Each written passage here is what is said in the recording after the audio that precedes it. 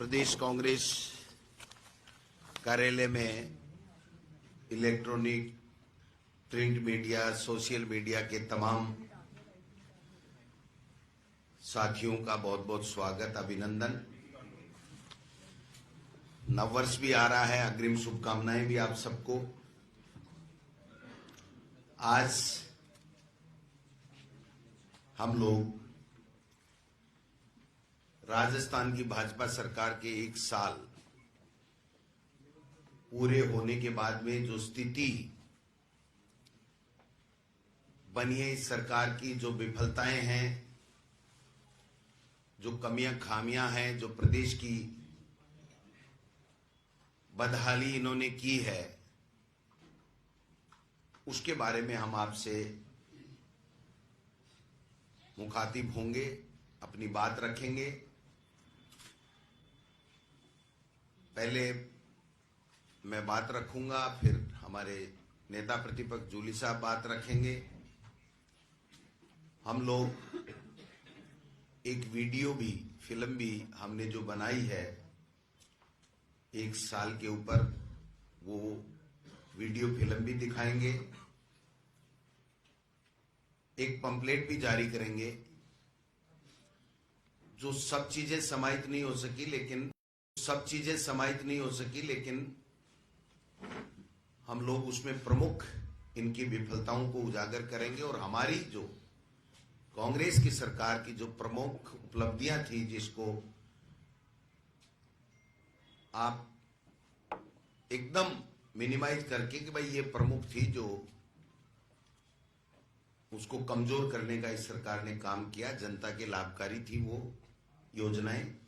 तो ये मोटा मोटी इस प्रकार से एक राइजिंग राजस्थान के बारे में 5 मिनट में जो भी राजस्थान राइजिंग के नाम से इन्होंने धोखा किया है या गफलत करने जा रहे हैं या जो षड्यंत्र करने जा रहे हैं, उसके बारे में हमारे जयपुर जिले के जो इंचार्ज हैं रोहित बोरा जी, वो भी बताएंगे।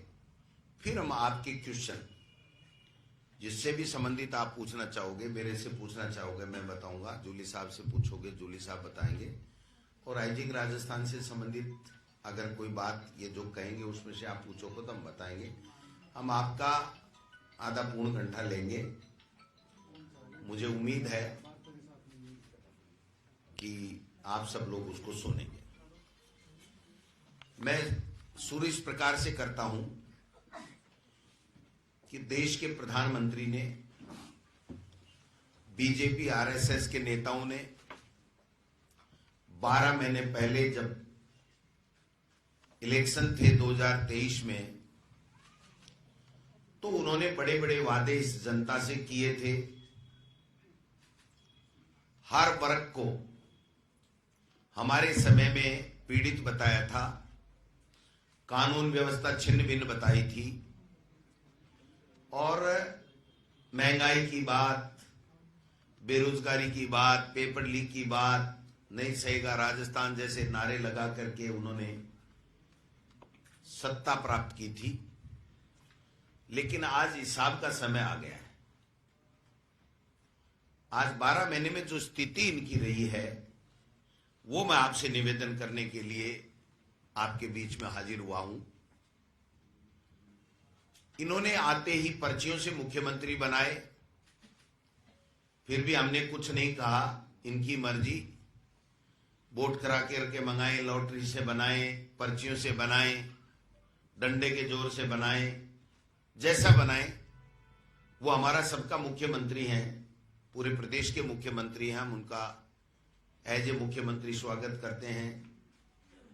लेकिन बनने के बाद में आज की तारीख तक मुख्यमंत्री जी की जो प्रशासनिक पकड़ होनी चाहिए, वो कोई पकड़ नहीं रही। उनका जो सरकार चलाने का अनुभव नहीं था, उसकी गहरी चोट हमारे प्रदेश के शासन और प्रशासन पे लगी है। बनते ही इन्होंने कहा था कि 800 कार्यों की हम समीक्षा करेंगे। मैं कहना चाहता हूं कि एक भी कार्य की समीक्षा इन्होंने किस प्रकार से की, आज तक कोई रिजल्ट नहीं आया। पहली विफलता इनकी है। दूसरी विफलता इनकी यह है कि दिसंबर 2023 में सरकार बनते ही इन्होंने वित्त विभाग के माध्यम से एक आदेश जारी कराया था कि जो भी कार्य चल रहे हैं रोक दिए जाएं, जो भी स्वीकृतियां हैं उनको होल्ड कर दी जाए, जो भी वर्क हो गए हैं जितना हो गए उसका मूल्यांकन कर लीजिए, आगे हमारी बिना अनुमति के वो कार्य नहीं किए जाए। यानी जो विकास के काम होने चाहिए थे वो सारे के सारे उस परिपत्र से, उस पत्र से, उस सरकारी वित्त विभाग के आदेश से आज की तारीख तक भी वो होल्ड पे हैं। एक भी कार्य उनमें से शुरू नहीं हुआ है। 12 महीने हो गए, आप महीने भर होल्ड पे रख लेते, 2 महीने रख लेते, 3 महीने रख लेते, 4 महीने रख लेते। आप दूसरा बजट पेश करने जा रहे हो और पिछली सरकार के बजट की घोषणाओं और जो वित्तीय स्वीकृतियां और जो टेंडर प्रक्रिया पूर्ण हो गई थी उन कामों को भी आप अभी तक नहीं करा पा रहे हो, तो इससे बड़ी विफलता कोई हो नहीं सकती। उन्होंने कानून व्यवस्था पे सवाल उठाए थे। आज कानून व्यवस्था छिन्न छिन्न है, कोई पूछने वाला नहीं है। नाबालिग बच्चियों के साथ बलात्कार हो रहे हैं, SC ST के साथ में अत्याचार हो रहे हैं, माफियागिरी हावी है। भूमाफिया हो, चाहे खनन माफिया हो, चाहे बजरी माफिया हो। और हद तो तब हो गई जब खनन माफिया और बजरी माफिया के रूप में भारतीय जनता पार्टी के चुने हुए विधायक और जनप्रतिनिधि उस माफियागिरी में शामिल हो गए। और इस बजट में जब राजस्थान की विधानसभा में आएगा सत्तर, तो हम लोग बताएंगे कि केवल अवैध बजरी करने के लिए सड़कें स्वीकृत की गई, जिससे उन विधायकों या उन विधायकों के लोग बजरी खनन कर सकें आराम से और अवैध बजरी निकाल करके अवैध तरीके से धन कमा सके। तो मैं निवेदन करना चाहता हूं कि जो काम इनको करना चाहिए था, हमारी सरकार के समय 25 लाख का इलाज था, आज कोई इलाज नहीं। वही योजना चल रही है लेकिन उस योजना का लाभ नहीं मिल रहा। 5 लाख कर दिया 25 लाख का।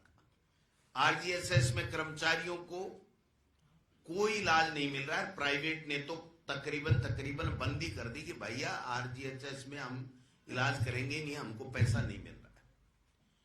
आज जिन बेरोजगारों को उन्होंने इंगित कर करके हम पे आरोप लगाए थे, उनके लिए न कोई नौकरी है, न बेरोजगार भत्ता है। जो नौकरियां 1 लाख की मुख्यमंत्री जी ने घोषणा की, मैं पूछना चाहता हूं मीडिया के माध्यम से, मुख्यमंत्री जी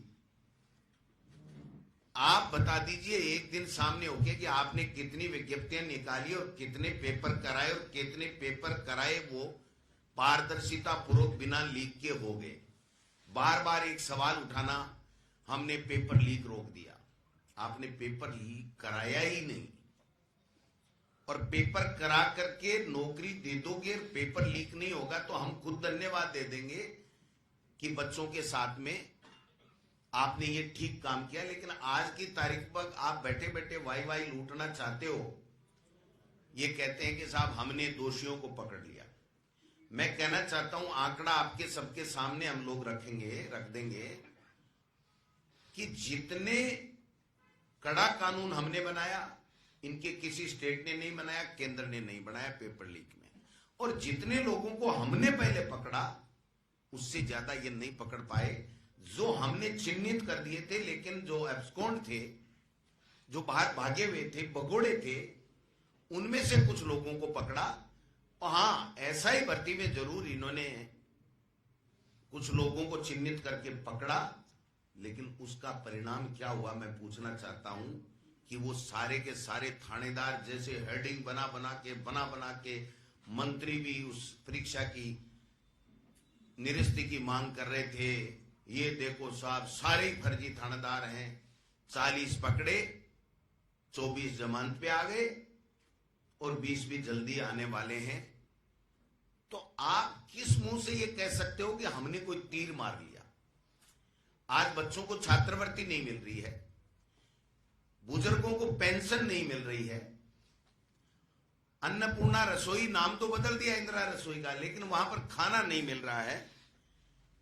तो मैं समझता हूं कि ये सारी की सारी चीज, बिजली, आप बताइए, फ्यूल चार्जेस वापस बढ़ा दिया आपने, नए कृषि और जो घरेलू उपभोक्ता हैं उनको आप वो छूट नहीं दे रहे हो जो हमारी सरकार के समय दी गई थी। तो आपने नई चीज क्या कर दी? ईआरसीपी, देश के प्रधानमंत्री जी के स्वयं श्रीमुख से बोली हुई बात है कि हम इसको राष्ट्रीय परियोजना घोषित करेंगे। केवल नामकरण चेंज किया। जो हमारे समय में 10,000 करोड़ की वित्तीय स्वीकृति थी, टेंडर हो गए थे, वर्क ऑर्डर हो गए थे, उनका बजट में दोबारा नाम डाला। 80% जो डैम बन गए उनका प्रधानमंत्री जी से शिलान्यास करवाया। भारतीय जनता पार्टी से मैं पूछना चाहता हूं आपके माध्यम से, आप ये बताएं कि इस ईआरसीपी का जो शिलान्यास किया है प्रधानमंत्री जी ने, अपने केंद्रीय बजट में कितना पैसा स्वीकृत किया, कितना बजट अलॉट किया और कल कितने बजट की आपके यहां घोषणा करके गए? 1 रुपया नहीं। यमुना जल के लिए पोस्टर लगवाए मुख्यमंत्री जी ने, धन्यवाद धन्यवाद धन्यवाद, क्या खुद की खूबी थपथपा रहे थे, जनता तो आ नहीं रही थी। पोस्टरों के पैसे लगते नहीं, मुख्यमंत्री के सरकारी लगते हैं, इसलिए पोस्टर लग गए। आ गया यमुना जल का पानी। 4 महीने में विधानसभा में कहा था डीपीआर बना करके पाइप खोदना चालू कर देंगे। हरियाणा के मुख्यमंत्री के साथ बैठक कर ली थी, कहां है मुख्यमंत्री जी वो डीपीआर? और अब तो हद ही हो गई जब देश के प्रधानमंत्री जी ने कह दिया कि जमुना का पानी चूरू में, हनुमानगढ़ में, नर्मदा का, प्रधानमंत्री जी जमुना का पानी बाड़मेर में पीने के लिए मिल रहा है, पाली में मिल रहा है, लेकिन हनुमानगढ़ में, चूरू में वो पानी जा ही नहीं सकता। और वो कह रहे हैं पानी पी रहे हैं लोग। जो 8,500 करोड़ की वित्तीय स्वीकृति, वित्तीय प्रबंधन करते हुए हमने जारी कर दी थी, हमारे सरकार के समय 2022 में ही कंप्लीट बात हो गई थी, उसको आप दोबारा बजट में डाल करके आप वाई लूटना चाहते हो कि शेखावाटी को हम पानी पिला रहे हैं। तो ये झूठ कितने दिन तक चलेगा? देश के प्रधानमंत्री ने कहा था कि पेट्रोल का भाव हरियाणा के बराबर दिसंबर में सरकार बनते ही कर देंगे। मैं पूछना चाहता हूं देश के प्रधानमंत्री जी से और मुख्यमंत्री जी से, आपके तो दौरे भी खूब होते हैं मुख्यमंत्री जी, दिल्ली के ही हर 3 दिन से, ये डेली अप डाउन का एक कोई हेलीकॉप्टर ले लो जो डेली अप डाउन करता रहे सुबह से शाम, क्योंकि हर चीज की पर्ची वहीं से लानी पड़ती है, खुद से तो कर नहीं सकते हैं। सुना आज भी गए में हैं। अब वो नरेगा वाली और आंगनबाड़ी वाली बहनों को लाकर के जो कार्यक्रम कराया उसके लिए लताड़ पिलेगी, या कोई मंत्रिमंडल का फेरबदल होगा, या कोई टेंडरों की पर्चियां वहां से कलेक्शन करनी पड़ेगी, क्या करना पड़ेगा देखते हैं, आने वाला समय बताएगा। लेकिन स्थिति ये बनी हुई है, हम पे आरोप लगाते थे, आज क्या स्थिति है, किरोड़ी जी का क्या है, आज वित्त मंत्री से आपके कैसे संबंध हैं, आपके उद्योग मंत्री जी से मुख्यमंत्री जी के कैसे संबंध हैं, मंत्रियों के विधायकों से कैसे संबंध हैं, विधायकों के जनता से कैसे संबंध हैं। और राइजिंग राजस्थान में तो हद ही हो गई साहब, सैर सपाटे कर लिए, जनता का पैसा गाड़ी कमाएगा 100 करोड़ से ज्यादा का तो घूम घूम के, और यहां पता नहीं कितने करोड़ों हम कलेक्शन कर रहे हैं। ये रोहित बोरा जी बताएंगे कितना पैसा लगाया। एक भी आदमी ऐसा एमओयू लेकर के नहीं आया है जो ये कह रहा है कि मैं इतना इन्वेस्टमेंट कर रहा हूं। वो पहली शर्त लगा रहा है, जमीन फ्री में दे दोगे तो सोलर लगा दूंगा। क्या है ये इन्वेस्टमेंट है क्या, ये काम है क्या, ये रोजगार है क्या? हमारे बच्चों को कोई रोजगार मिलेगा क्या? बिजली कहां ले जाएंगे, कहां नहीं ले जाएंगे? उनको तो फ्री में जमीन चाहिए। और एक खेल और समझ में आ रहा है इस राइजिंग राजस्थान में कि कुछ बीजेपी के नेता ने रजिस्ट्रेशन करा रखा है कि जमीन अलॉट करानी है, रजिस्ट्रेशन करा लिया हमने, इसलिए फ्री में या सस्ती में डीएलसी रेट पे जमीन मिल जाएगी, तो हम भी कोई छोटा मोटा उद्योग लगा लेंगे। भाई ये राजस्थान की संपदा है, इसको लूटने नहीं देंगे, चिंता करने की बात नहीं है। विपक्ष पूरी ताकत के साथ में आपके काले कारनामों को उजागर करेगा, आपके कच्चे चिट्ठे खोलने का काम करेगा, आपके घोटाले खोलने का काम करेगा। मैं इतना ही निवेदन करना चाहता हूं कि किसानों के साथ में जो धोखा चल रहा है, वो जो धोखा है, डीएपी दी नहीं, 2700 रुपए गेहूं के दिए नहीं, लोन ऋण देने के लिए और नहीं चुकाने वाली बात किरोड़ी जी कह ही चुके कि साहब चुकाता नहीं है, इसलिए इनको किसान को लोन देना ही नहीं चाहिए। तो फिर किसान के साथ में आप 3 साल से 2.5 साल से पहले बॉर्डर के ऊपर बैठाया, फिर समझौता किया, फिर देश के प्रधानमंत्री ने माफी मांगी और आज उनको अपने लिखित समझौते के बारे में पूछने के लिए भी जाने की इजाजत इनको नहीं है। शिक्षा विभाग में तो बहुत ही शानदार काम चल रहा है, क्या कहूं शिक्षा मंत्री जी के लिए, तो इसी को रखना, इतना ही कहूंगा। 5 साल तक शिक्षा मंत्री यही रहे, और अगर भारतीय जनता पार्टी शासन में आ जाए तो गोविंद डोटासरा आप प्रेस के सामने फिर दोनों कान पकड़ के कह देगा कि वास्तव में यही शिक्षा मंत्री जोरदार था, हमारी सोच गलत थी। कोई भी ऑर्डर किया सारे यूटर्न। पहले इंग्लिश मीडियम स्कूलों को बंद करने की साजिश की, जनता उठ खड़ी हुई, इन्हीं के जनप्रतिनिधियों ने कहा भाई क्यों। मेरे पास वो चिट्ठी भी मौजूद है जिसमें खुद शिक्षा मंत्री मदन दिलावर में अपने विधानसभा क्षेत्र में मुझे लिख के दी थी, शिक्षा मंत्री को लिख के दी थी कि आप ये इंग्लिश मीडियम स्कूल खोल दो, और वो आज इंग्लिश मीडियमों के पीछे आरएसएस के कहने से पीछे पड़ा हुआ है कि इसको बंद कैसे करूं। आप बताइए, शिक्षकों की भर्ती, स्टाफिंग पैटर्न और कोई नवाचार, ट्रांसफर पॉलिसी, कभी भी आप पूछ लो, ये मुख्यमंत्री जी बताएंगे, ये समय बताएगा। एक बात और कहनी है उनको तो, कि कोई भी शिक्षा पे सवाल पूछे तो मंत्री जी ये कहते हैं कि अब भविष्य में आने वाला शिक्षा मंत्री तय करेगा। तो चैप्टर तो क्लोज हो, उनको क्या कहें क्या नहीं कहें। अब केवल इतना निवेदन करना चाहता हूं, नए जिलों के बारे में बहुत बातें हो गई, हम समीक्षा कर रहे हैं 800 कामों की, नए जिलों की, सब इंतजार कर रहे हैं। प्रशासनिक व्यवस्थाएं पूरी ठप पड़ी है, कोई कलेक्टर काम करने को तैयार ही नहीं है कि मेरा जिला वापिस 1 होगा, 2 रहेगा, मैं रहूंगा नहीं रहूंगा। और अब तो हद ही हो गई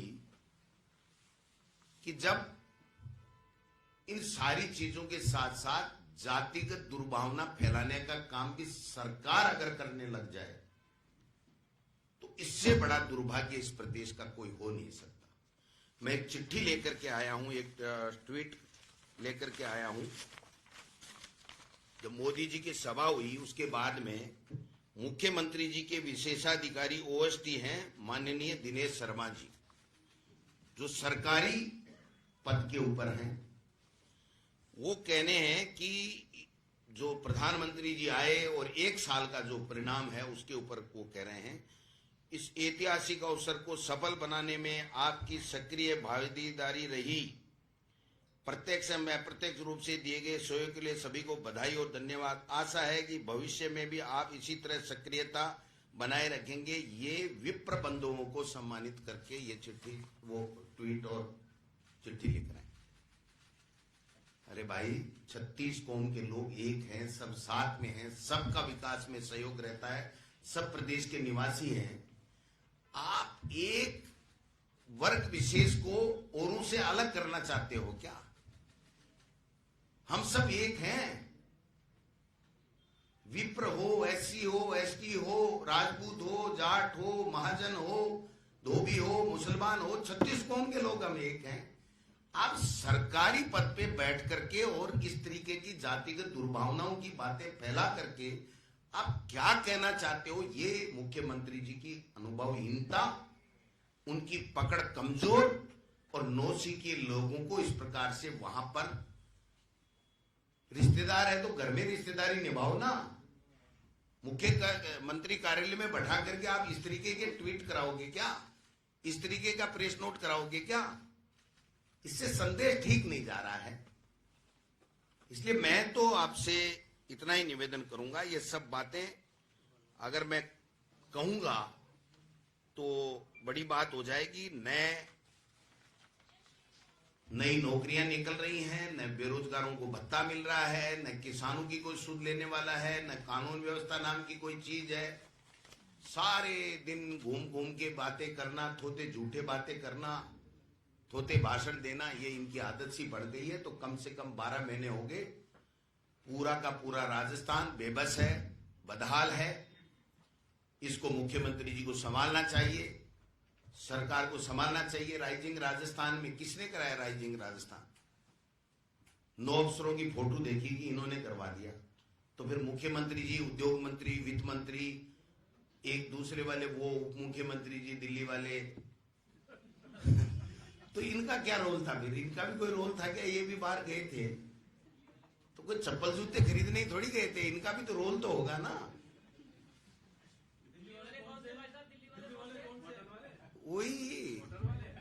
वही जो आप समझ रहे हो। तो आप समझो बात को कि ये क्या चल रहा है। फिर कह रहे हैं कि बड़े बड़े ऐड डाल रहे हैं। हर सरकार देती है लेकिन उपलब्धियों पे देती है। आखिरी में 12 महीने जब होते हैं तब कहती है 4 साल में हमने ये काम किया। अभी तो भाई साहब कुछ किया ही नहीं। आप तो 2 बैंड चले नहीं। अरे मैं तो थक गया, अब मेरे को मसाज की जरूरत है, मेरे को पंपिंग की जरूरत है, मेरे को जूस की जरूरत है, मेरे को ग्रीन टी की जरूरत है। अरे भाई साहब 2 महीने चले नहीं और मुख्यमंत्री जी कह रहे हैं मस्त रहो। तो बाबा जी मस्त वाले से काम तो करो आप, हम तो मस्त रह जाएंगे। काम जनता के होने चाहिए, कोई भी वर्ग के कुछ नहीं है। क्या दिया पत्रकारों को बताओ? आपसे 12 महीने में मिले कभी ऐसे 1 to 1 की? मैं मुख्यमंत्री जी को प्रस्ताव देता हूं कि जूली साहब से, मेरे से तो आमना सामना नहीं करेंगे, करें तो फिर एक दिन वो सरकार की सफलताओं के लिए और हम इस 12 महीने की उनकी असफलताओं के लिए किसी भी मीडिया, सब मीडिया चैनल को बुला करके, और ये वो अपना है ना कौन सा जो रामनिवास बागवाड़ा अल्बर्ट, वहां पर करें। दूध का दूध, पानी का पानी हो जाएगा। जनता अपने आप मूल्यांकन कर देगी। जनप्रतिनिधियों का अपमान, जनप्रतिनिधियों की जगह प्रशासक लगा करके पंचायत चुनाव, नगर निकाय चुनाव को रोकना, ये पाप है मुख्यमंत्री जी। भरतपुर में जहां से मुख्यमंत्री जी जाए जन्मे हैं, वहां के जिला प्रमुख का चुनाव नहीं करा रहे और कह क्या रहे हैं? चिट्ठी है मेरे पास, अगर वो मना करें तो मुझे बता देना, मैं वायरल कर दूंगा, कि वोटर लिस्ट नहीं बनी। अरे देश की वोटर लिस्ट बन गई भाई साहब, आपकी भरतपुर की कैसे नहीं बनी? और जगह चुनाव हो गए, उसकी कैसे नहीं बनी? बढ़ गई और आपकी कैसे नहीं बनी? वोटर लिस्ट नहीं, मुख्यमंत्री जी चुनाव करा लो, पता लग जाएगा। भरतपुर में मैं चैलेंज करता हूं, अगर मुख्यमंत्री जी जिला प्रमुख का चुनाव कराएंगे तो वहां कांग्रेस का जिला प्रमुख बनेगा, भारतीय जनता पार्टी का नहीं बन सकता। तो ये जो स्थितियां इन्होंने बनाई हैं उसके बारे में मैंने अपनी बात कही है। थोड़ी लंबी हो गई इसलिए माफी चाहता हूं, लेकिन मेरे पास बहुत है साहब और भरा पड़ा हूं। 12 महीने इनकी गाड़ियां खा खा के पता नहीं क्या हो गया। अरे काम करो ना। आप 12 महीने से कोच ही कोच रहे हो, कांग्रेस ने ये कर दिया, कांग्रेस ने ये कर दिया, कांग्रेस ने ये कर दिया। तुम हमारा ही प्रचार करोगे, अपना खुद का भी प्रचार करोगे कोई? तो ये जो सारी बातें आपके सामने हैं। अभी जूली साहब बोलेंगे, फिर हम एक लंबी दिखाएंगे, उसके बाद में सारी बातें आपके सवाल भी लेंगे। इन बातों पे आप सवाल, कुछ रह गया तो सब चीजें फिर जूली साहब भी तो बोलेंगे। तो वो भी अपनी बात रखेंगे। तो आप सबका मेरी तरफ से धन्यवाद। मैं जूली साहब से आग्रह करता हूं कि वो आए और अपनी बात रखें।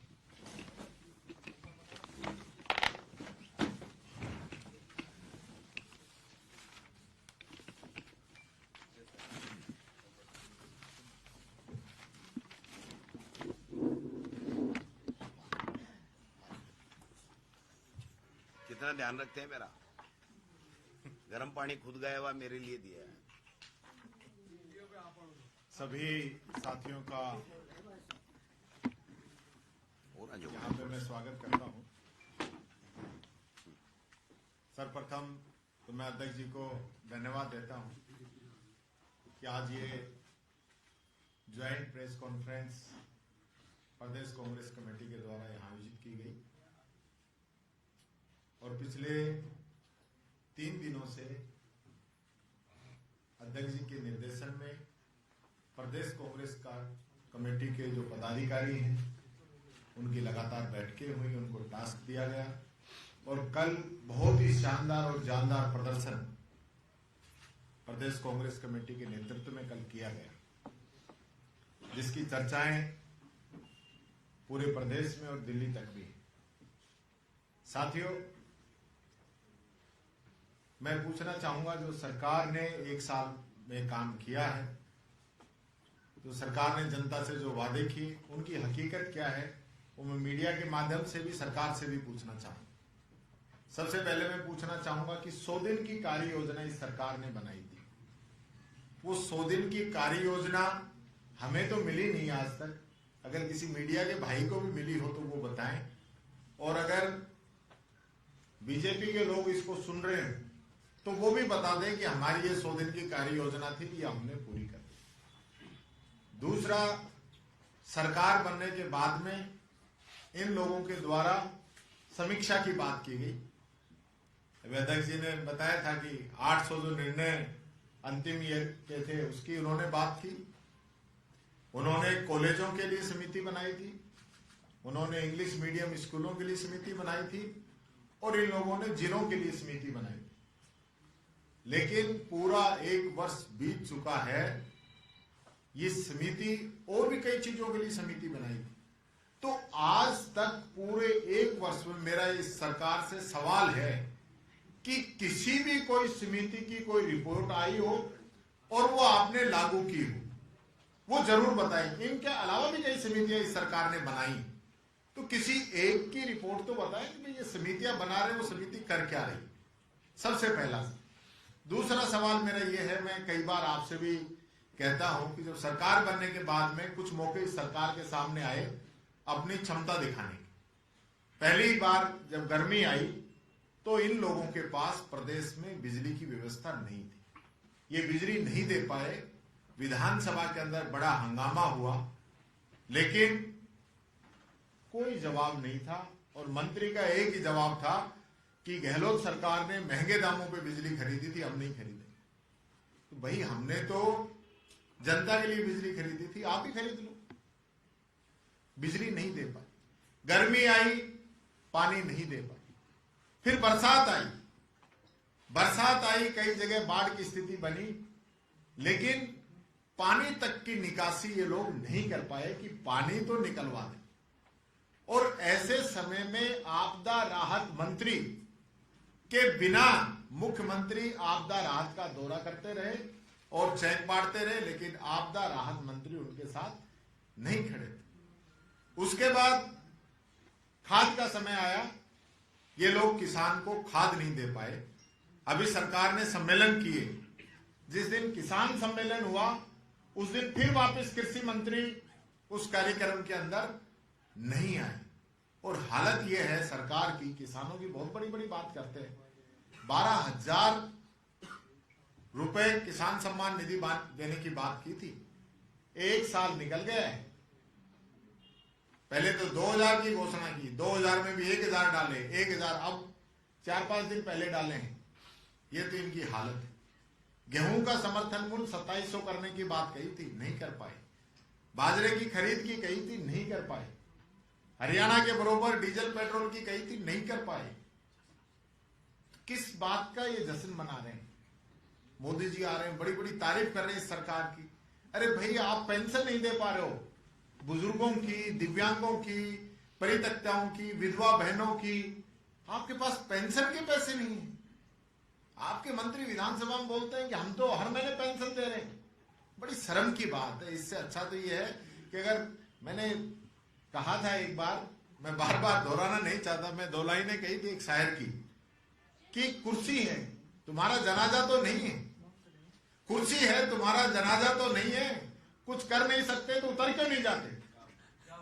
ये मैंने कहा था विधानसभा। यार गरीबों की तो सुनो, सोशल सिक्योरिटी की हम बात करते हैं, मोदी जी बहुत बड़ी बड़ी बात करते हैं। आप समझिए, मेरे दर्द को समझिए। मैं उन प्रदेश के उन बुजुर्गों का, दिव्यांगों का, विधवा बहनों का दर्द कह रहा हूं जो महीने में 1000 रुपए आ जाते हैं और उनको कांग्रेस गवर्नमेंट की स्कीम का फ्री का गेहूं मिल जाता है, कांग्रेस की स्कीम का नरेगा में उनको रोजगार मिल जाता है, तब उनका चूल्हा जलता है। क्योंकि बड़े लोगों के लिए हो सकता है 1000-1100 रुपए कोई बड़ी बात नहीं हो, लेकिन उस गरीब के लिए ये 1150 रुपए बहुत महत्वपूर्ण है। लेकिन ये लोग नहीं दे रहे। बच्चों को स्कॉलरशिप नहीं दे रहे, SC हो, ST हो, OBC हो, EWS हो, सब लोग परेशान है, बच्चे परेशान है। ये हालत इस सरकार की बन रही।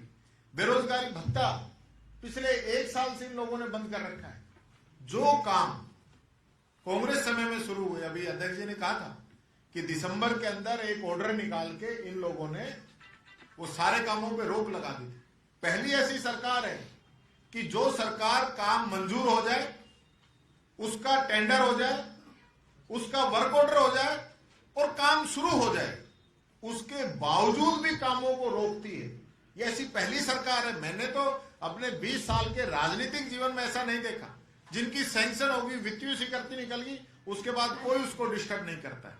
लेकिन ये लोग जानबूझ के एक सवा साल होगी, कब आचार संहिता लगी थी, तब से लेकर आज तक कहीं कॉलेजों की बिल्डिंग बन रही है, कहीं तहसील, कहीं उप तहसील, कहीं नगर पालिकाओं के बिल्डिंग बन रही है, अन्य अलग अलग डिपार्टमेंटों के अंदर जो बिल्डिंगें बन रही है, सबका पैसा रोका हुआ है। क्यों भाई, क्यों आप फिर क्यों ढिंढोरा पीटते हो?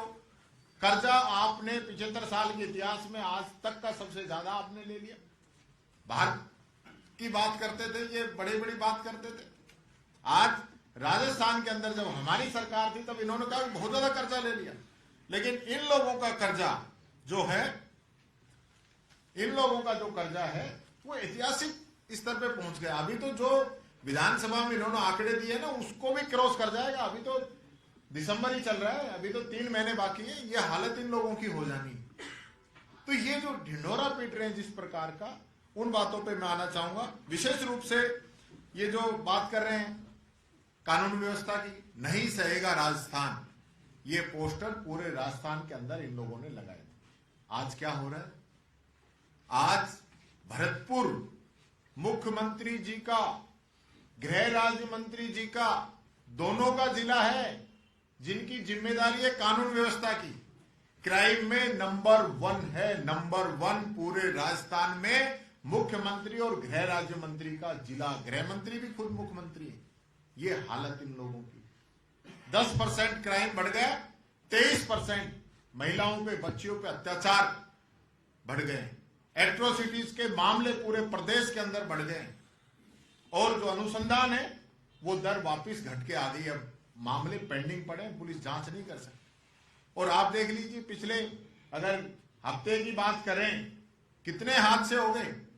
मुख्यमंत्री की सुरक्षा में चूक, उपराष्ट्रपति की सुरक्षा में चूक, और खुद परिवहन मंत्री जो डिप्टी CM भी हैं, परिवहन मंत्री के काफिले के अंदर एक ओवरलोड ट्रक घुसाता है। आप अंदाजा लगा सकते हो।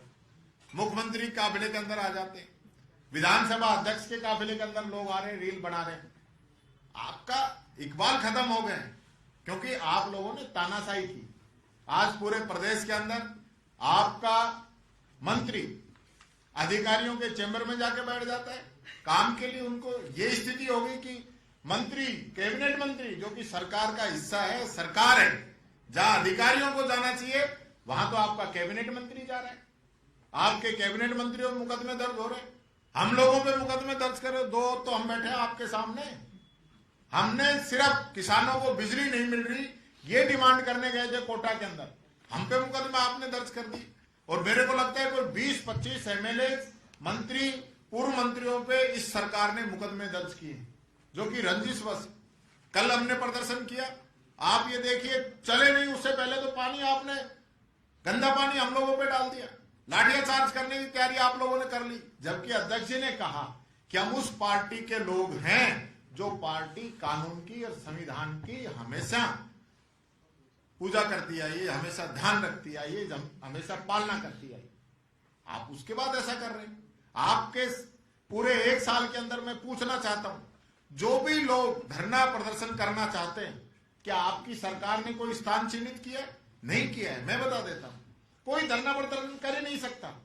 कोई एनजीओ के लोग, कोई व्यापारी, कोई बच्चे, कोई भी आ जाए, किसी को अनुमति नहीं है।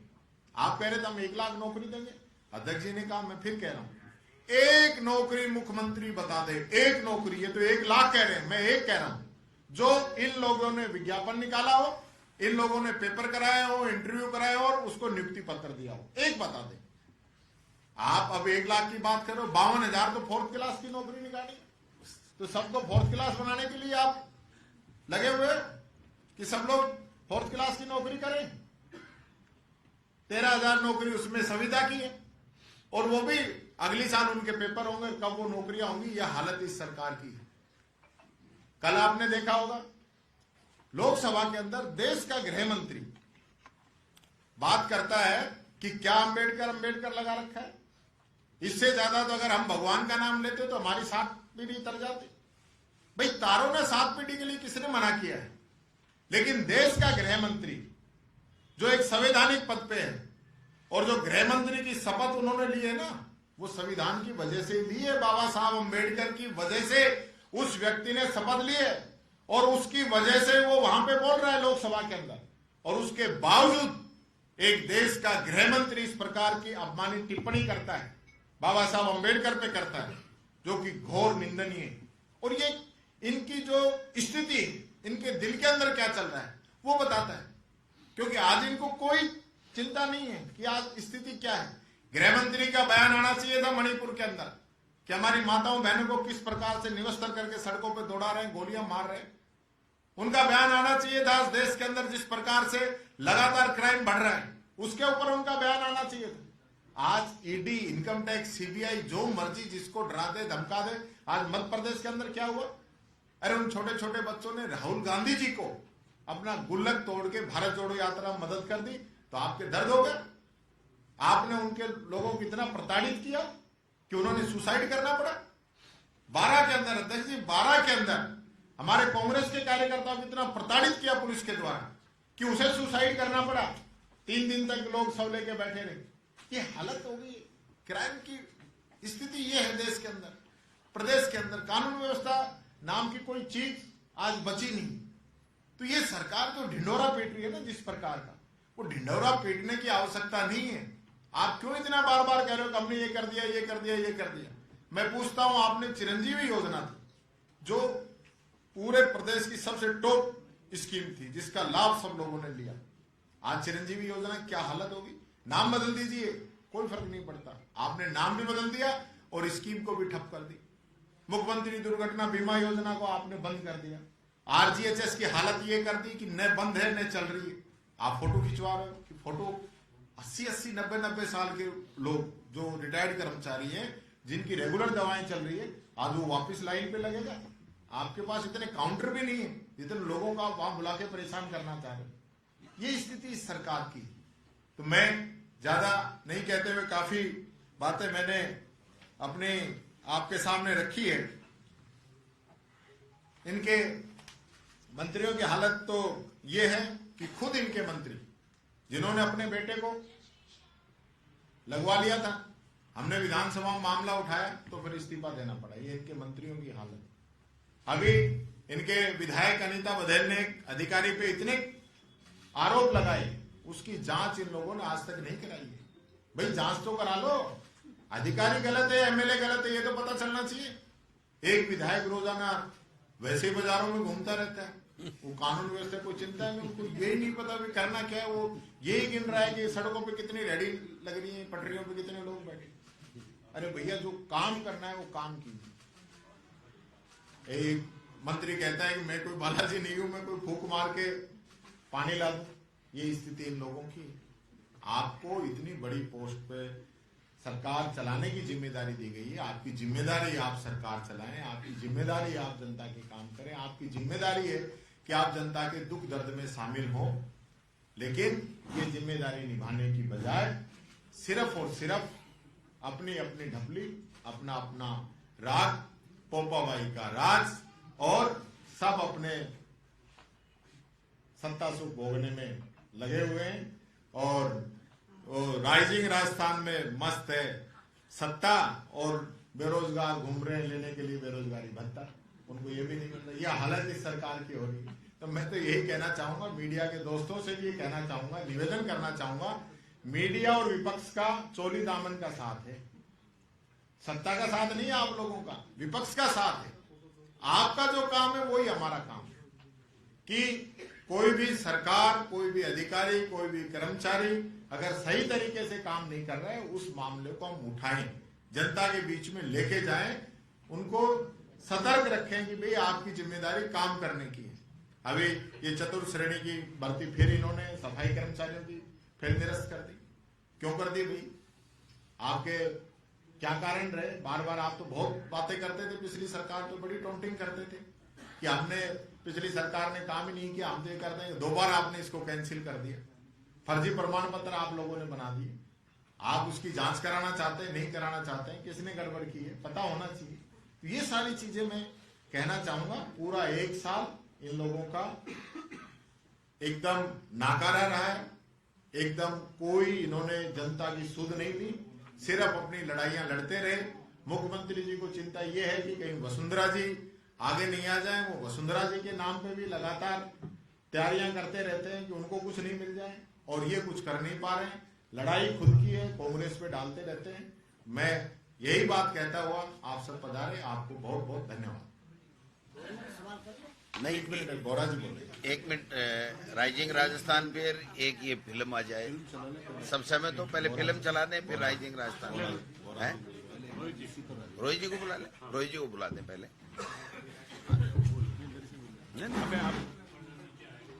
माइक दे दो। नमस्कार। आज 1 साल हुआ है जो हम बीजेपी सरकार और पर्ची सरकार की विफलताओं के लिए हमारे पीसीसी अध्यक्ष और सीएलपी साहब ने आपको एड्रेस करा। मैं आप लोगों को सिर्फ ये बताना चाह रहा हूं, जो ये 35 लाख करोड़ का ढिंडोरा पीट रहे हैं, आज राजस्थान के पास है क्या? आप सबको पता है राजस्थान के पास एक ही चीज है, वो है लैंड। हम जितना सोलर का इन्वेस्टमेंट कर रहे हैं उसमें 1 पैसा राजस्थान के कोष में 1 पैसे का इजाफा नहीं होगा। आप जितना इन्वेस्टमेंट कर लीजिए, ना 1 पैसे से हमारा मैन्युफैक्चरिंग सेक्टर बढ़ेगा, क्योंकि हमने पीपीएज ही साइन नहीं किया। जितना पैसा है, बेसिकली एक पैसा आना है बहुत बड़ा, यूएई का सॉवरेन फंड है जिसका पैसा आना है। आप सबको पता है, रोज पेपरों में आ रहा है यूएई का सॉवरेन फंड का पैसा आना है, और वो आप सबको पता है और मुझे सबको पता है कि वो पैसा कहां जाना है, किसके लिए जाना है, वो आप सबको पता है। वो गुजरात बेस्ड इंडस्ट्रियलिस्ट के लिए जाना है और किसी के लिए नहीं जाना है। लड़ाई उसकी राइजिंग राजस्थान के पीछे सबसे बड़ी कहानी वो यूएई के सॉवरेन फंड की है और किसी की नहीं। ये तो एक आपको चश्मा पहनाया गया, हमको और आपको चश्मा पहनाया गया है कि भाई ये राइजिंग राजस्थान क्यों करा गया है। आपको पता है हमें व्हीलिंग चार्जेस भी नहीं मिलेंगे, जो एक स्टेट को पावर उसमें मिलने चाहिए थे, वो व्हीलिंग चार्जेस भी नहीं मिलेंगे, क्योंकि पावर ग्रिड की ट्रांसमिशन लाइंस हैं। जितना इलेक्ट्रिसिटी आप प्रोड्यूस करोगे वो ट्रांसमिशन लाइंस में जाएगी।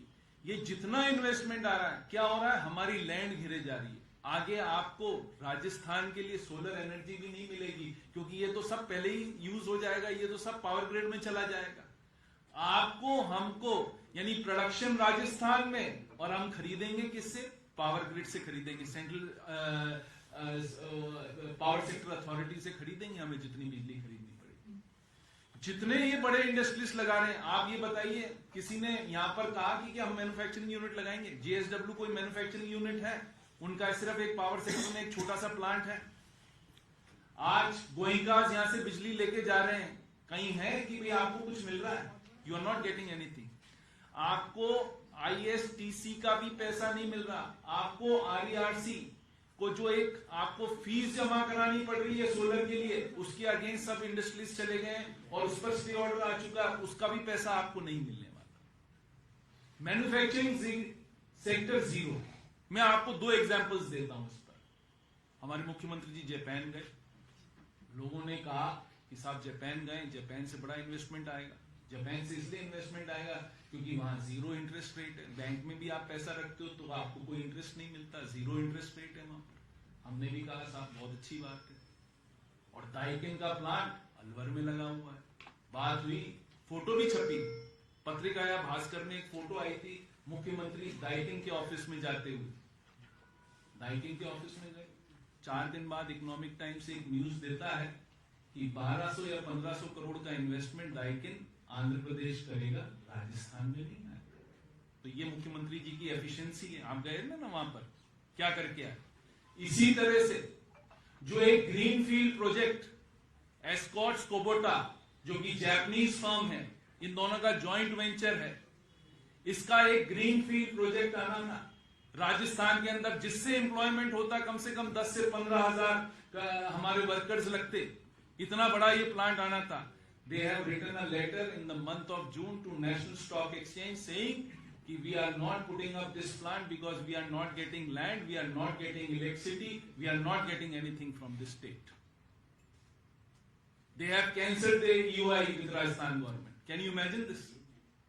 आप ये देखिए, बिजली, इंडस्ट्रियल बिजली राजस्थान में सबसे महंगी है, तो आयरन की तो आपके कोई प्लांट्स लगेंगे नहीं, जबकि हमारे यहाँ आयरन ओर अब मिल गया है। कहाँ? भीलवाड़ा में। भीलवाड़ा से आयरन ओर का जो स्लज है वो बाहर जा रहा है, प्रोसेसिंग राजस्थान में नहीं हो रही, क्योंकि आपकी बिजली की रेट इतनी महंगी। बिजली की रेट क्यों महंगी हुई? आपने बजट में क्या करा? जिनने पावर जो आपकी ड्यूटी थी, जो सेल्फ कंजम्पशन के लिए बना रहे थे, 60 पैसे की पावर की ड्यूटी थी, वो आपने 10% के अंदर जितनी आउटस्टैंडिंग थी उसको क्लियर कर दी। उधर तो आप कह रहे हो कि बिजली वालों में हमारे को पैसा नहीं है, बिजली डिपार्टमेंट में हमारे पास पैसा नहीं है। वो आपकी जो 1000-2000 करोड़ की रेवेन्यू थी वो आपने बंद ही कर दी, क्योंकि इसमें बहुत बड़ा खेल हुआ है, सब समझते हैं। ये मैंने उस दिन विधानसभा में भी बोला था, ये खेला हुआ है। आप ये देखिए, पलायन शुरू हो गया भीलवाड़ा से। भीलवाड़ा से सब पलायन करके एमपी में जा रही है।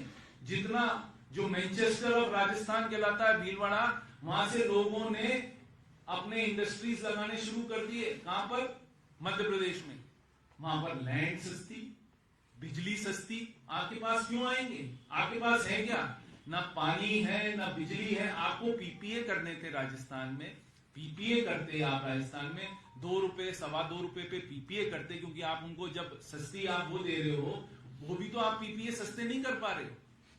आज जो रेट ऑफ मेगावाट पर जो हम सोलर पे 3.5 लाख करोड़, 1 मेगावाट की जो रेट थी 3.5 लाख करोड़, 3.50 करोड़ थी, that has come down to 2.50 crore. हम उस पर पीपीए करें ना। पीपीए क्यों नहीं करना चाह रहे? पीपीए आप करना नहीं चाह रहे, बड़ी इंडस्ट्रियलिस्ट को आप लैंड देना चाह रहे हो, बाहर आप बिजली बेचना चाह रहे हो। आपको पता है 100 मेगावाट का मैं प्लांट लगाऊंगा, कितने आदमी उसमें लगेंगे? मुश्किल से 5। ओएंडएम तो कुछ है ही नहीं ना उसके अंदर। उसकी सफाई सिर्फ पानी से, आजकल वो भी सिस्टम, कंप्यूटराइज सिस्टम लग जाता है, उसमें पानी डलता है और वो साफ हो जाता है। तो इन्वेस्टमेंट जितना आ रहा है, और वही मैं आपको बताना चाह रहा हूं, जो हमारे टाइम में इन्वेस्टमेंट था, हमारे टाइम में भी बहुत ज्यादा इन्वेस्टमेंट नहीं है, बट इन्वेस्टमेंट जहां आना चाहिए था वहां आया, that is in the tourism sector.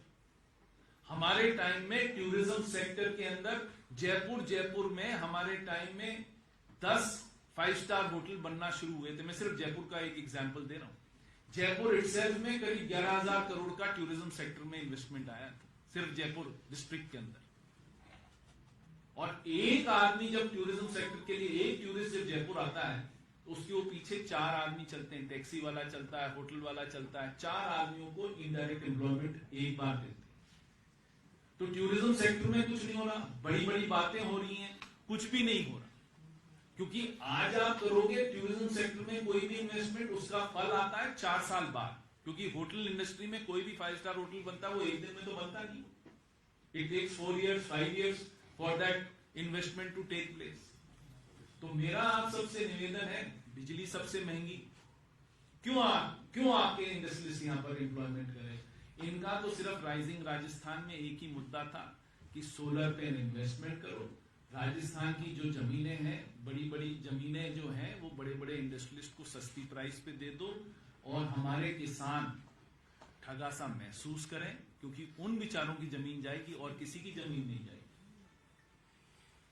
अब मैं आपसे रिक्वेस्ट करता हूँ उस फिल्म के लिए। Thank you. पिक्चर दिखाओ भाई। जय जी के फिर सवाल, आप बैठ जाओ तो यार बीच में मत।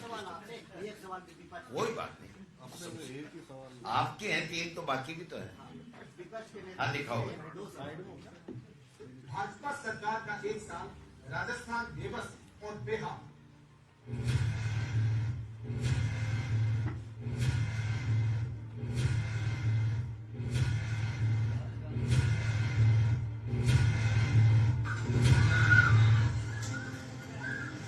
राजस्थान में भाजपा सरकार को सत्ता में आए 1 साल का समय बीत चुका है।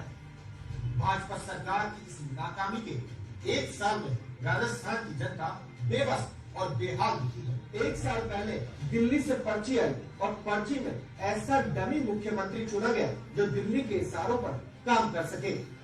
पर्ची सीएम दिल्ली से कंट्रोल, दिशाहीन, कमजोर और नाकाम नेतृत्व हर फैसले के लिए बस दिल्ली से पर्ची की उम्मीद लगाया जाता है, क्योंकि पर्ची से बने मुख्यमंत्री स्वयं कोई फैसला नहीं कर पाते। सरकार का रिपोर्ट दिल्ली से चलता है। प्रदेश के संवेदनशील मसलों पर भी मुख्यमंत्री जी बोलने और कोई निर्णय करने से बचते हैं। 1 साल पहले भाजपा ने झूठ और नफरत फैलाकर सत्ता हासिल की, जनता को बड़े बड़े वादे और ठगने वाले झांसे किए। लेकिन अफसोस, राजस्थान की जनता आज रो रही है। गाँव में लोग बिजली पानी के लिए तरस रहे हैं। अस्पतालों में ना दवाई है ना इलाज। विकास की रफ्तार मानो थम चुकी है। 1 साल के बाद भी सरकार के पास ना तो कोई योजना है, ना ही प्रदेश को आगे बढ़ाने का विजन। सरकार ने निवेश लाने की नौटंकी जरूर की है, पानी की तरह जनता का पैसा बहाया, चेहरा चमकाने के लिए खूब इवेंटबाजी की, लेकिन समिट की अव्यवस्थाओं ने सारी पोल खोली। यूटर्न सरकार, भाजपा सरकार की नाकामी और कमजोर नेतृत्व को इस बात से समझा जा सकता है कि सरकार का आदेश 24 घंटे भी नहीं टिकता। जनता ने पर्ची के साथ यूटर्न सरकार का तमगा भी दे दिया। अकेले शिक्षा विभाग में सरकार को 10 से ज्यादा आदेश वापस लेने पड़े। सफाई कर्मियों की भर्ती, पार्षदों की नियुक्ति, पुलिस सेवा में आयु वर्ग की छूट और ट्यूबवेल पर रोक लगाने वाले बिल पर भी सरकार की खुद किरकिरी हुई। अपराध और महिला अत्याचार, प्रदेश में कानून व्यवस्था दम तोड़ चुकी है। राज्य में जंगल राज जैसे हालात हैं। जोधपुर में 15 दिन में 5 छोटी छोटी बच्चियों से दरिंदगी की घटना ने प्रदेश का सिर शर्म से झुका दिया। बालोतरा में दिन दहाड़े बेटी का अपहरण, भरतपुर में माफिया द्वारा महिला की पिटाई, रूपनगढ़ में खुलेआम गोलीबारी और गुंडागर्दी की घटनाएं प्रदेश की बेलगाम कानून व्यवस्था का सबूत है। प्रदेश में बीते 1 साल में करीब 7,000 महिलाओं के साथ दुष्कर्म हुआ है। यानी प्रदेश में हर दिन औसतन 18 से 19 छोटी छोटी बच्चियों और महिलाओं के साथ दरिंदगी हुई है। उदयपुर में 15 साल के छात्र देवराज की हत्या हो या फिर जोधपुर का अनिता हत्याकांड और समरावता की घटना, मुख्यमंत्री के शुरू मुख से एक शब्द नहीं निकला। टोक हो या डोसा, माफियाओं के आगे कमजोर सरकार सरेंडर करती नजर आई। चाहे टोंक में पुलिसकर्मी की हत्या हो या फिर मालपुरा में पुलिस वालों पर हमला, सरकार की नाकामी बन गया। किसानों से धोखा, भाजपा ने सत्ता में आने से पहले किसानों से खूब झूठे वादे किए। भाजपा के संकल्प पत्र में किसान सम्मान निधि को 12,000 रुपए सालाना करने का झांसा दिया गया, लेकिन सरकार ने सिर्फ 1,000 रुपए बढ़ाकर सम्मान निधि को 7,000 रुपए किया। भाजपा ने अपने संकल्प पत्र में बाजरा को एमएसपी से खरीदने का वादा किया, लेकिन बाद में सरकार पलट गई। गेहूं की फसल को एमएसपी के ऊपर बोनस देकर 2700 रुपए क्विंटल में खरीदने का भी भाजपा ने वादा किया, लेकिन सरकार ने अब तक किसानों के लिए कोई व्यवस्था नहीं की। नहीं, भाजपा सरकार ने अतिवृष्टि से बर्बाद हुई फसलों का ना तो मुआवजा दिया, ना ही किसानों को रबी की फसल के लिए डीएपी खाद उपलब्ध कराया। भाजपा सरकार के भ्रष्टाचार में डीएपी की खूब कालाबाजारी हुई। आलम यह था कि प्रदेश के 14 जिलों में डीएपी का एक भी कट्टा सप्लाई नहीं हुआ। भाजपा की सरकारों में किसानों की दुर्दशा ऐसी है कि उपराष्ट्रपति को भी मजबूरन इन्हें आईना दिखाना पड़ता है। कृषि मंत्री जी, एक एक पल आपका भारी मेरे आपसे आग्रह है और भारत के संविधान के तहत दूसरे पद पर विराजमान व्यक्ति आपसे अनुरोध कर रहा है कि कृपया करके मुझे बताइए, क्या किसान से वादा किया गया था और वादा किया गया वादा क्यों नहीं निभाया गया और वादा निभाने के लिए हम क्या कर रहे हैं।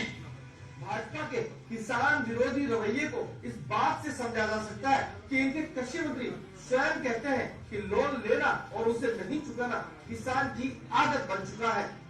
कर्जा माफ कर देना और बार बार कर्जे लेने की प्रवृत्ति किसान की रोकनी चाहिए। कर्जा लेना और उसको माफ कर देने से किसान की मानसिकता में फर्क पड़ता है, फिर एक आदत बन जाती है कर्जा ले लेना और उसको नहीं देना। इसलिए इस प्रवृत्ति को रोकना पड़ेगा। और बनते ही कृषि मंत्री डॉक्टर किरोड़ी लाल मीणा ने कहा कि किसान की आदत खराब हो गई है, वो लोन लेता है और नियत खराब होगी, वो चुकाता नहीं है, इसलिए उसको लोन नहीं दिया जाए और उसका लोन माफ नहीं किया जाए। किसान की नहीं है ये किसान को गुमराह करने का काम कर रहे हैं। बाजरे की खरीद का क्या हुआ? किसान को 12,000 रुपए किसान सम्मान निधि मिलनी थी, उसका क्या हुआ? सेकंड डे बिजली का क्या हुआ? बीज मिलते थे, उस बीजों का क्या हुआ? आज जो अतिवृष्टि में जो किसान की फसलें खराब होगी उसके मुआवजे का क्या हुआ? डीएपी खाद का क्या हुआ? भाजपा ने अपने संकल्प पत्र में 2.5 लाख और मुख्यमंत्री भजनलाल जी ने बजट में पहले साल 1 लाख और कुल 4 लाख सरकारी नौकरी का वादा किया, लेकिन 1 साल बीतने के बाद भी युवा नौकरी के लिए भटक रहे हैं। भाजपा सरकार ने नौकरी के नाम पर सिर्फ छलावा किया। भाजपा ने विपक्ष में रहते 5 साल तक संविदा का विरोध किया, लेकिन सरकार में आने के साल भर बाद जो भर्ती निकाली वे भी संविदा पर निकाली। यानी संविदा और चतुर्थ श्रेणी के अलावा भाजपा सरकार ने असल में सिर्फ 6,220 पदों पर भर्ती निकाली है। कांग्रेस सरकार ने स्वीकृत सफाई कर्मियों की 23,000 पदों की भर्ती भी भाजपा सरकार को निरस्त करनी पड़ी। इतना ही नहीं, पेपर लीक के आरोपियों पर सरकार कोई ठोस कार्रवाई नहीं कर पाई। सत्ता में आने से पहले राजस्थान भाजपा के पूर्व अध्यक्ष सीपी जोशी और भाजपा नेता राजेंद्र राठौड़ ने आरपीएससी को भंग करने का वादा किया था, लेकिन सरकार बनने के बाद भाजपा अपने वादे से मुकर गई।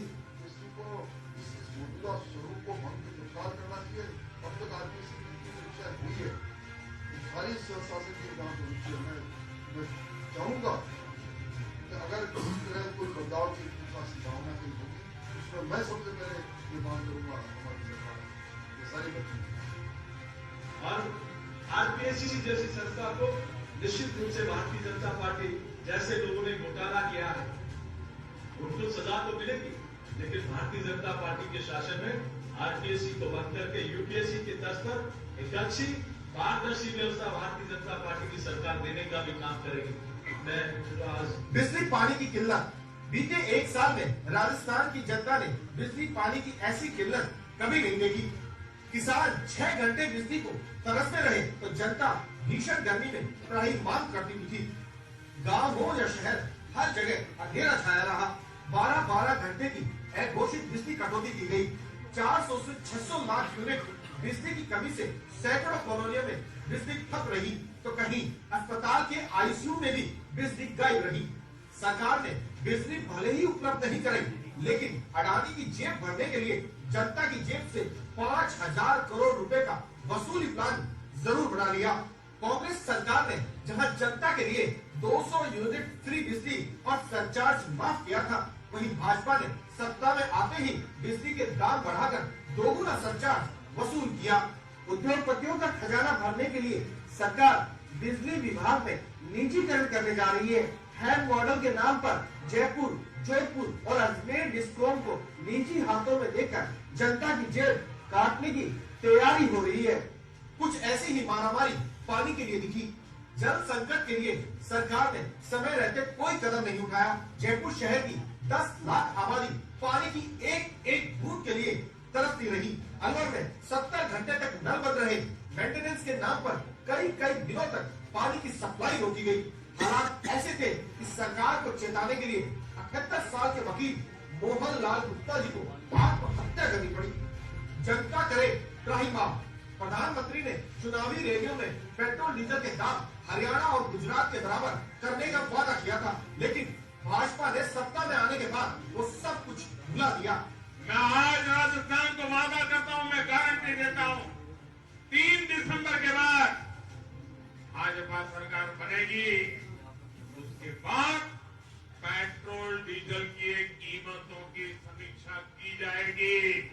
प्रधानमंत्री नरेंद्र मोदी ने 2018 में ईआरसीपी को राष्ट्रीय परियोजना घोषित करने का वादा किया था, लेकिन आज प्रदेश में भाजपा की सरकार होने के बावजूद पूर्वी राजस्थान की जनता को उसका हक नहीं मिला।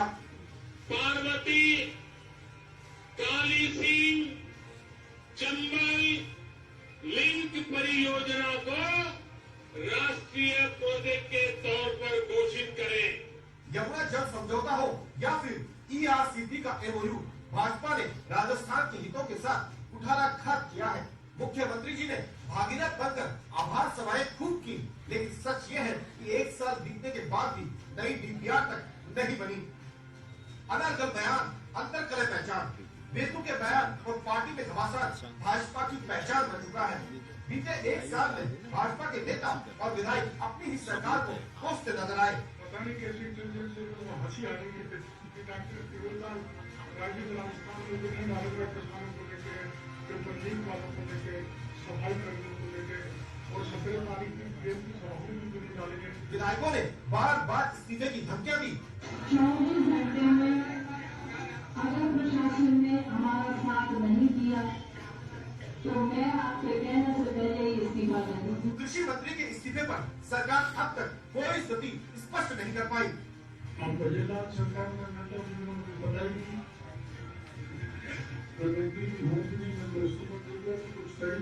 सरकार के मंत्री जनहित के मुद्दों को सुलझाने के बजाय जनता को ही कोसकर बेतु की बयानबाजी करते नजर आए।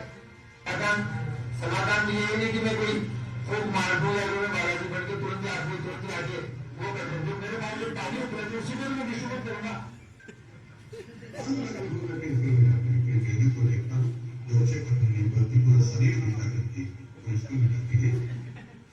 आपको जो नियम कानून लागू करना हो कर लो। बोल करके हम बोलता है बंद करो, अनारकल बयानबाजी नहीं करनी चाहिए। मेरे से बहुत बड़े आदमी हैं, लेकिन ना ऊपर से मैसेज के लिए ज्यादा लोग हमें टोकते हैं, कहते हैं तुम्हारा शिक्षा मंत्री किस तरह का बयान देगा। तो मुख्यमंत्री जी से भी आग्रह करूंगा थोड़ा शिक्षा मंत्री को बुलाने का सलाह देगी, ऐसा नहीं बोलना चाहिए, इससे शिक्षकों का अपमान नहीं होना चाहिए। भाजपा सरकार के कुशासन और कुप्रबंधन ने प्रदेश का बेड़ा गर्क करने का काम किया है। जनता के काम करने की जगह भाजपा के नेता बस भ्रष्टाचार, लूट खसोट और खुदाई में लगे हैं। सबके सामने पहले दोबारा बुलाओ, एक नंबर का प्रश्न जो जगह पैसे लिए ऐसे थोड़ी रहेगी कि इसकी नियमानुसार लगाई ऐसे कैसे क्या जवाब देंगे।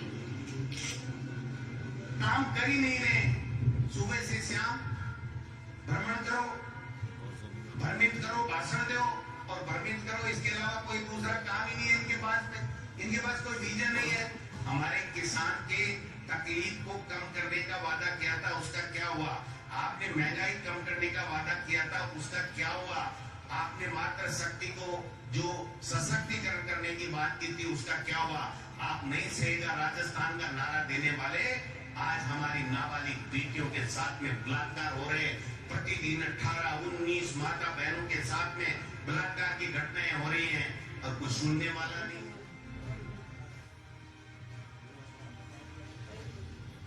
थैंक यू, आपने बहुत समय दिया, इसके लिए दिल की गहराइयों से आपका धन्यवाद। अब मैं आपसे गुजारिश करूंगा कि आप कोई भी क्वेश्चन, एक पोस्टर विमोचन करके फिर हम क्वेश्चन लेंगे।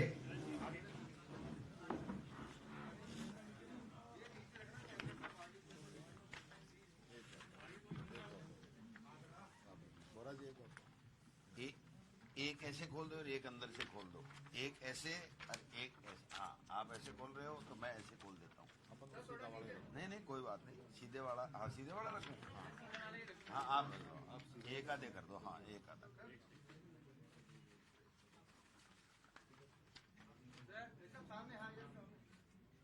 आप साइड में हो, हम तो सामने देख।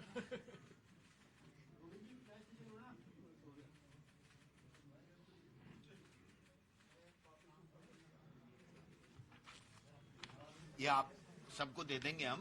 अब आप क्वेश्चन, कोई भी सवाल हो पूछ सकते हैं।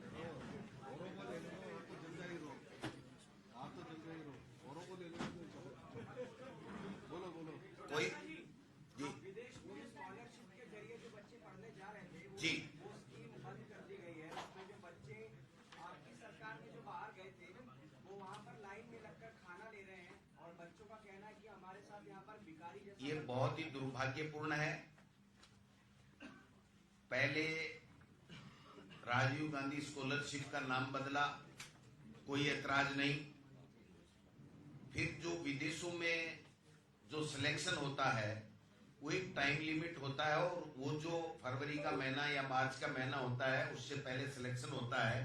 तो पहले आवेदन करके उसके बाद में अगर समयबद्ध तरीके से वो होता है तो उसका लाभ मिलता है, वरना यहाँ से सब सैंक्शन नहीं होती तो फिर वो सिलेक्शन होने के बावजूद भी सरकारी सहायता नहीं मिलती, छात्रवृत्ति नहीं मिलती, तो वो जा नहीं सकता गरीब का बेटा। उस डेट को आगे बढ़ाते रहे। जो काम फरवरी मार्च में होता था उसको जुलाई में ले गए। और अब तो सुना है कि एक ऐसे अधिकारी वहां पर लगे हुए हैं कि जो जाता है उसको डांटने का काम करते हैं कि आपने इस स्कीम में फार्म ही क्यों भरा, अप्लाई क्यों किया। ये स्कीम हमारे बीजेपी के पसंद की स्कीम नहीं है। हम तो यहाँ पर विदेशों में पढ़ाने की बात कांग्रेस करती है गरीब के बेटों को। हम तो बांद्रा, कागला, टिंडसी ये सिखाएंगे। नई शिक्षा नीति में ये आ गया, उनका ये कहना है कि भाई कागलो, कमेड़ी, बांद्रो ए पढ़ावांगा मैं तो विदेश हमको नहीं पढ़ाऊंगा। तो इससे बड़ो दुर्भाग्य कोई हो नहीं सके।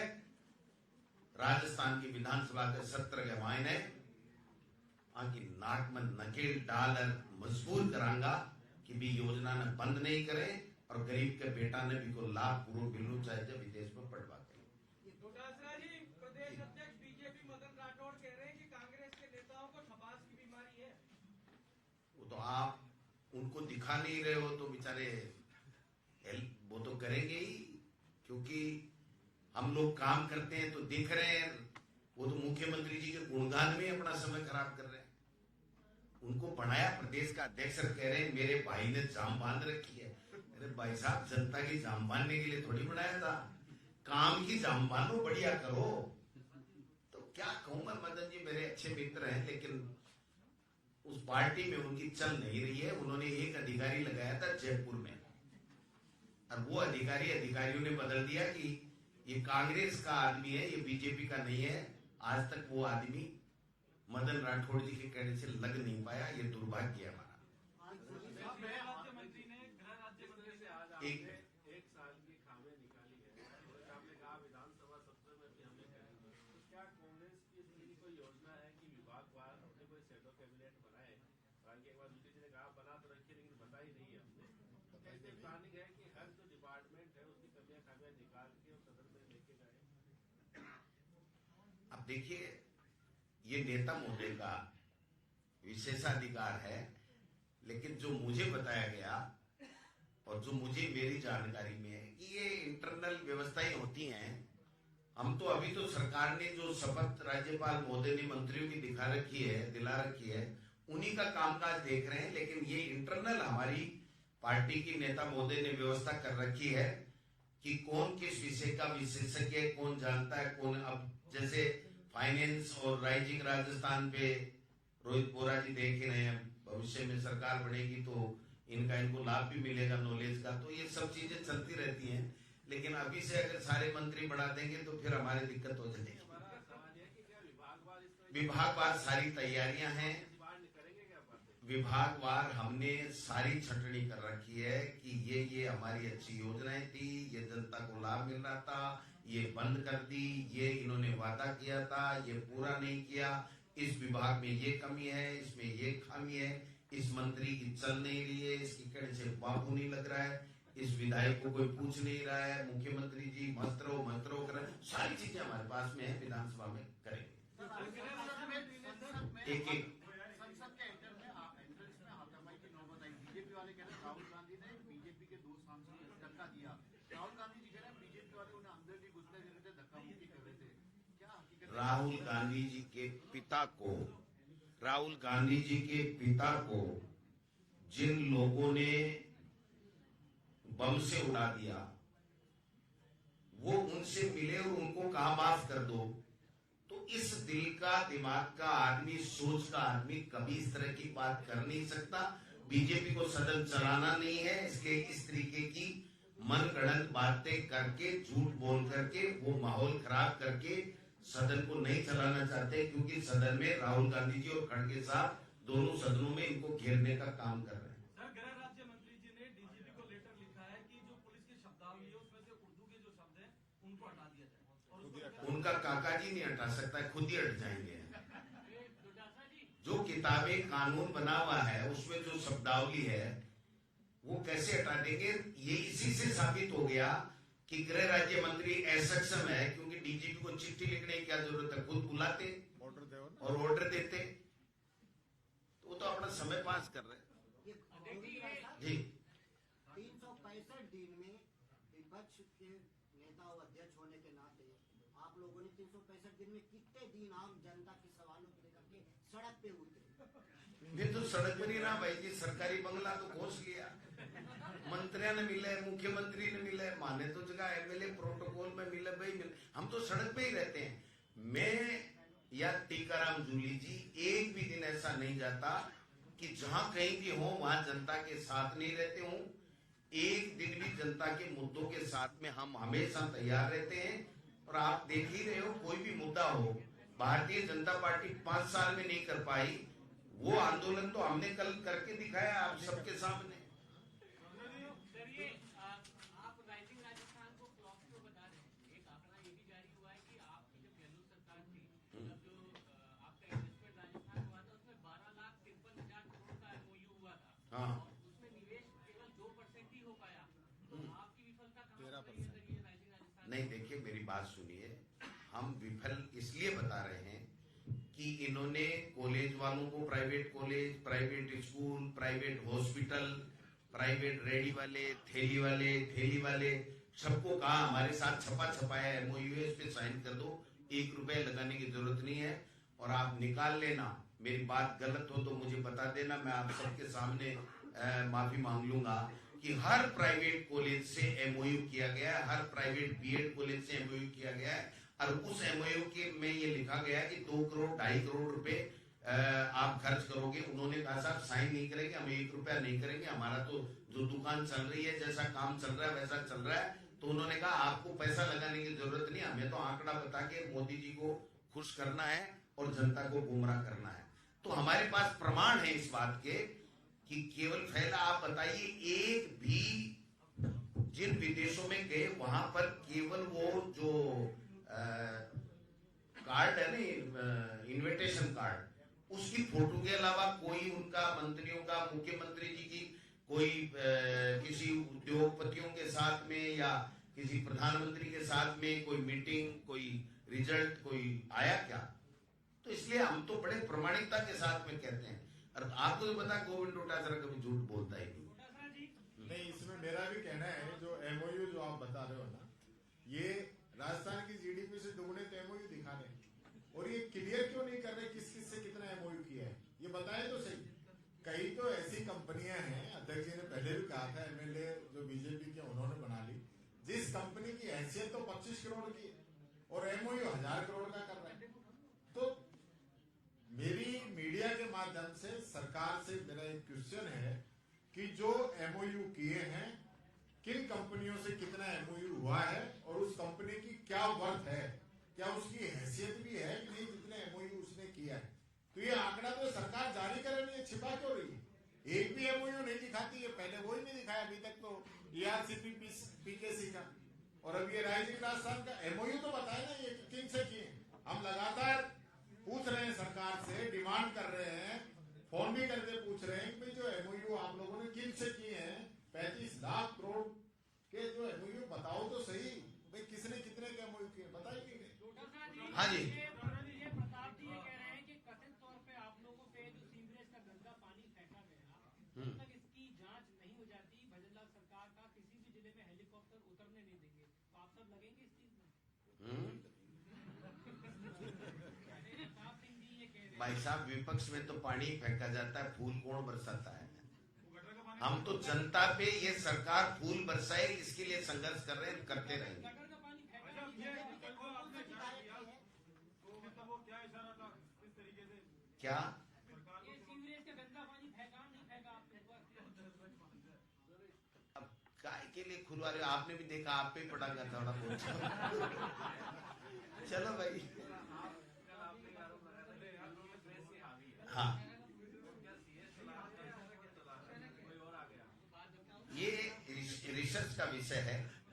हम कोशिश करेंगे विधानसभा सत्र है तब तक हम इसकी खोजबीन पूरी कर लें।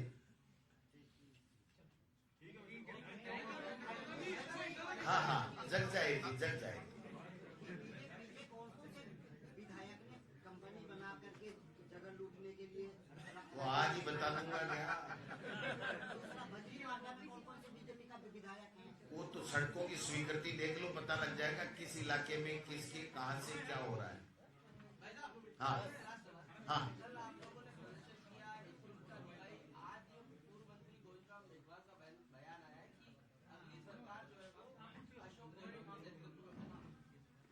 ऐसा है, कौन व्यक्तिगत रूप से कौन क्या बोलता है, इससे कांग्रेस पार्टी इत्तेफाक नहीं रखती है।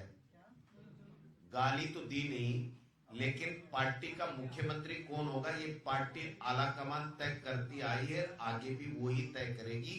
जो पार्टी आलाकमान तय करेगी वही मुख्यमंत्री होगा।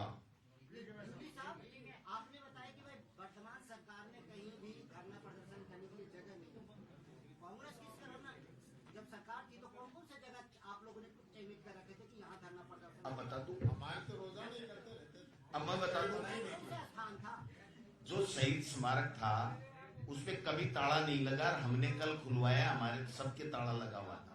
एक प्रमाण।